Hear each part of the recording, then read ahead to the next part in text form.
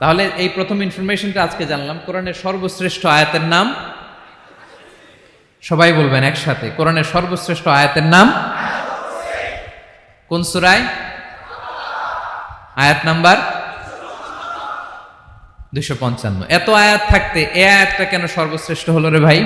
এর কারণ এই আয়াতের ভেতরে আল্লাহ তাআলা তার নিজের পরিচয় তুলে ধরেছেন। এই আয়াতের ভেতরে আল্লাহ তাআলা তাওহীদের পরিচয় দিয়েছেন, একত্ববাদ, তিনি যে একক। আমাদের রব কয়জন? নাকি দুইজন, তিনজন? কয়জন? আমাদের রব একজন, এক আল্লাহর পরিচয় আছে। এখানে আল্লাহর জ্ঞান, আল্লাহর ক্ষমতা, আল্লাহর কুদরতের বিবরণ আছে। এই একটি আয়াতে আল্লাহর 4টা আসমাউল্লাহিল হুসনা আছে। আল্লাহর 4টা সুন্দর সুন্দর নাম, আল হাই, আল কাইয়ুম, সবশেষে আছে আল আলী, আল আযীম। মোট কয়টা? জোরে বলেন। আল হাইয়ুল কাইয়ুম দুটা, আল হাই একটা, আল কাইয়ুম একটা।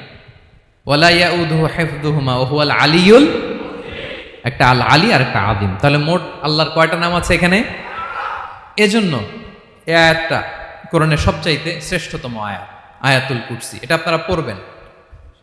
বিষ্ণু ঈসা ইসলাম বলেন, মান করাআ আয়াতুল কুরসি দুবুরা কুল্লি সলাতিন মাকতুবাতিন লাম ইয়ামনাহু মিন দুখুলিল জান্নাতি ইল্লাল মাউত। প্রত্যেক ফরজ সালাতের পরে যে ব্যক্তি আয়াতুল কুরসি পড়ে, তার জান্নাতে যাওয়ার ক্ষেত্রে আর কোনো বাধা থাকে না, একটা জিনিস ছাড়া, সেটা হচ্ছে মরণ, মৃত্যু।